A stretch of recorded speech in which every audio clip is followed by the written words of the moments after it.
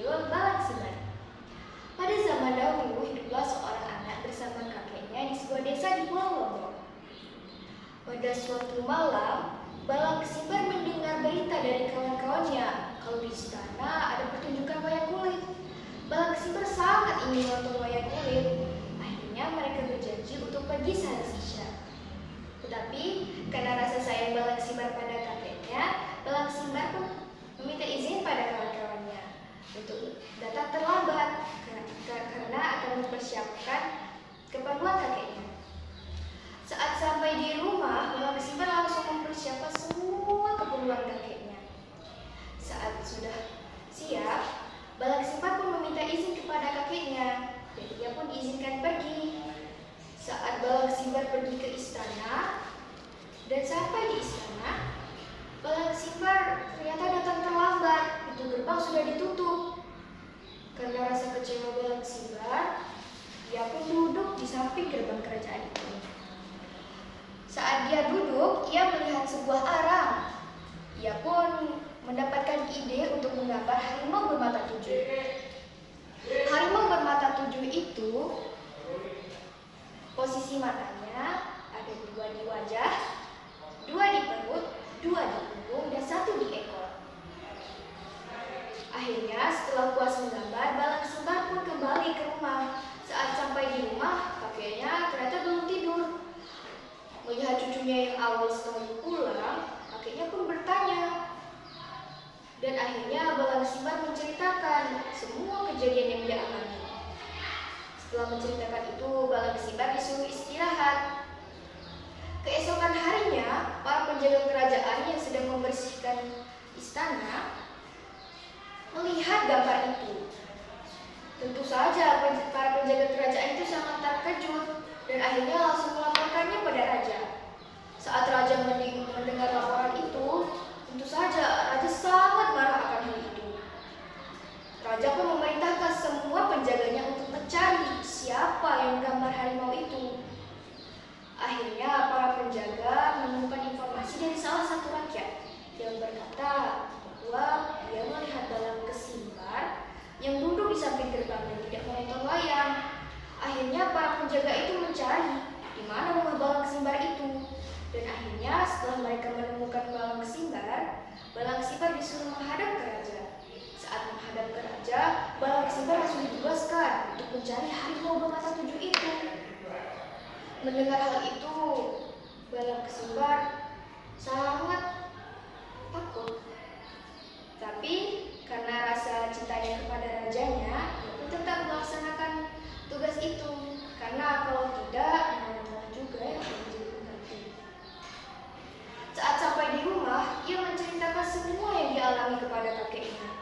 Kakeknya pun kembali menyuruh Balak Simbar istirahat.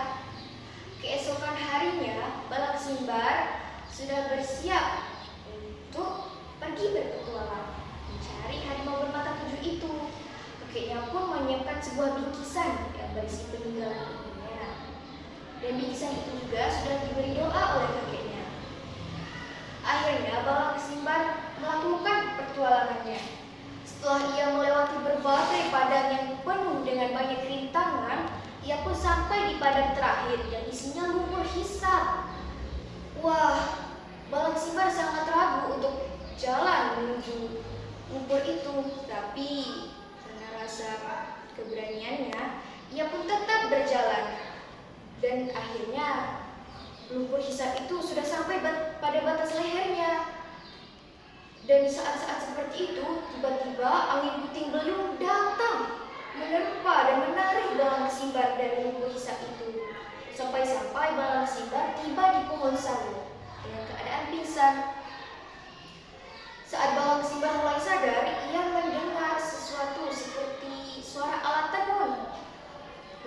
Mendengar hal itu, Balak Simbar pun mencari di mana suara itu. Saat mencari di mana arah suara itu, Balak Simbar jatuh tepat di samping putri yang sedang menenun. Melihat hal itu, tentu saja putri itu sangat terkejut dan berkata, "Hei manusia, cepatlah bersembunyi, karena sebentar lagi kakekku akan pulang.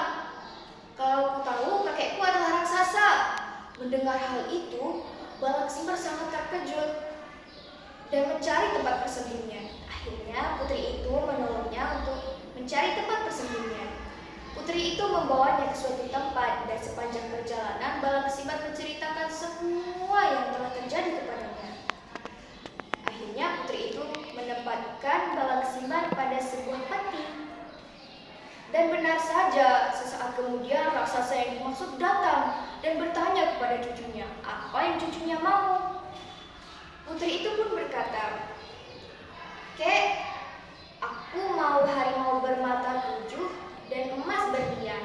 Tetapi aku mau kau mencarikanku harimau bermata 7 itu terlebih dahulu, lalu pergi mencari emas berlian." Tanpa berlama-lama, kakeknya pun pergi mencari harimau itu dan pulang membawa harimau itu. Setelah itu, kakeknya pergi mencari emas berlian. Melihat kesempatan ini, putri itu membawa Balang Simbar pulang. Saat sampai di rumah Balang Simbar sangat terkejut. Ternyata kakeknya meninggal dunia. Dengan rasa kesedihan itu, Balang Simbar pulang ke rumah kakeknya. Dan akhirnya Balang Simbar pergi mengantar harimau bermata 7 itu ke raja dengan rasa kesedihan yang masih sangat menamparnya. Dan akhirnya Balang Simbar menikah dengan putri itu. Beberapa hari kemudian, raja mendengar berita kalau Balang Simbar menikah dengan seorang putri cantik. Tentu saja, raja sangat iri. Akhirnya, raja menugaskan Balang Simbar untuk membuat suatu kolam yang sangat dalam. Tapi karena kekuatan dan firasat istrinya, ia pun berhasil melewati tugas raja itu. Dan akhirnya Balang Simbar pun hidup bahagia. Sekian cerita dari saya. Wassalamualaikum warahmatullahi wabarakatuh.